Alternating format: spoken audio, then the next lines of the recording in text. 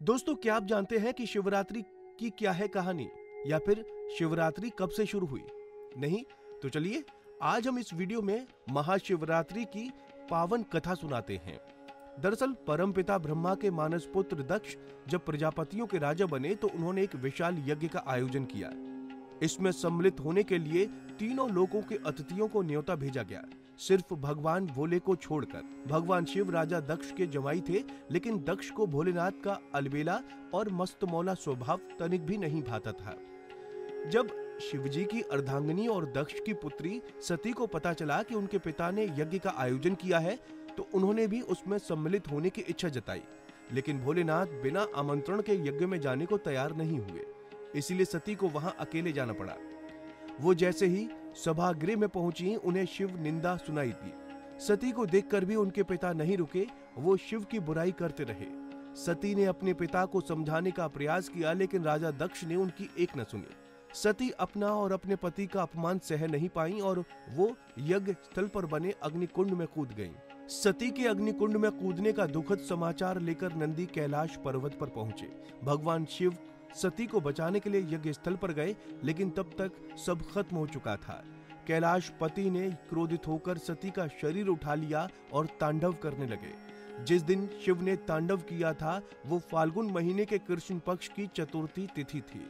महापुराण के अनुसार वही खास तिथि महाशिवरात्रि हुई। शिवरात्रि का अर्थ शिव की रात।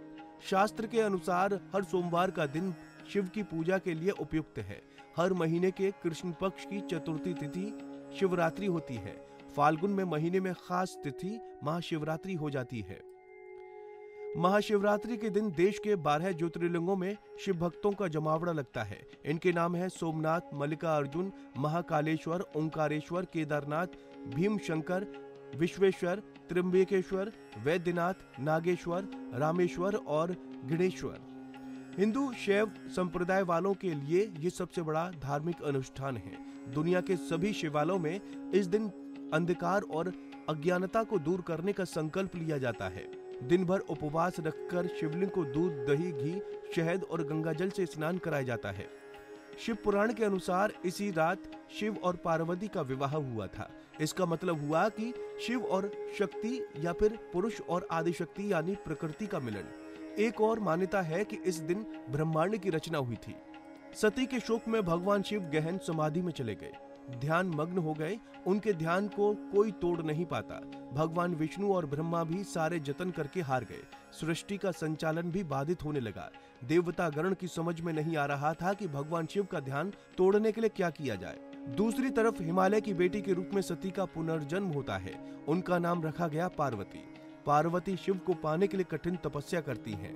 पहले तो शिव ने पार्वती को तपस्या करने से रोक दिया, लेकिन अन्य देवताओं के सहारे पार्वती शिव का मन जीत ले गई।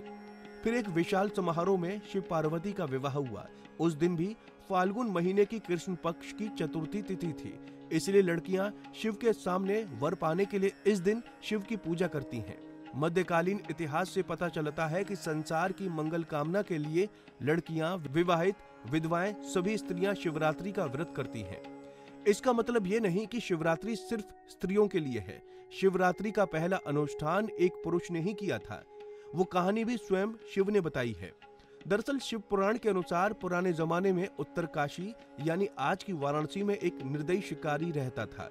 उसे धर्म कर्म से कुछ लेना देना नहीं था। उसका रोज का काम ही पशु हत्या थी। एक दिन वो शिकार करने के लिए जंगल गया और रास्ता भटक गया। शाम घिर आई। जंगल के जीव जंतुओं के डर से वो पेड़ पर चढ़ गया। दिन भर कुछ खाने को नहीं मिला। वो डाली पर बैठे बैठे पत्ते तोड़कर नीचे फेंकने लगा। वो बेल का पेड़ था। पेड़ के नीचे एक शिवलिंग था। शिकारी को इसी बारे में कुछ पता नहीं था।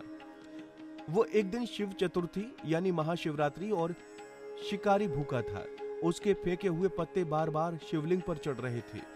दूसरे दिन शिकारी घर लौटकर देखता है कि उसके घर एक अतिथि आया हुआ है। वो शिकारी स्वयं न खाकर अपने हिस्से का भोजन अतिथि को दे देता है। इस तरह मंत्रोच्चारण न जानते हुए भी उस शिकारी ने सही तरीके से शिवरात्रि व्रत पालन कर लिया। बाद में जब शिकारी की मृत्यु हुई, अब शिवदूत और यमदूत के बीच विवाद हो गया। शिवदूत उसे अपने साथ ले जाना चाहते थे तो यमदूत अपने साथ, कोई छोड़ने को तैयार नहीं। अंत में विवाद निपटाने यमराज पहुंचे। शिवदूतों ने जब कारण बताया तो यमराज ने उनकी बात मान ली। कहा जाता है कि अगर कोई विधि विधान से शिव चतुर्दशी का पालन करता है तो उसे यमलोक नहीं जाना पड़ता, उसे स्वर्गलोक या मोक्षलोक मिलता है। तो दोस्तों, उम्मीद है आपको हमारी ये जानकारी पसंद आई होगी। वीडियो कैसी लगी कमेंट करके जरूर बताएं।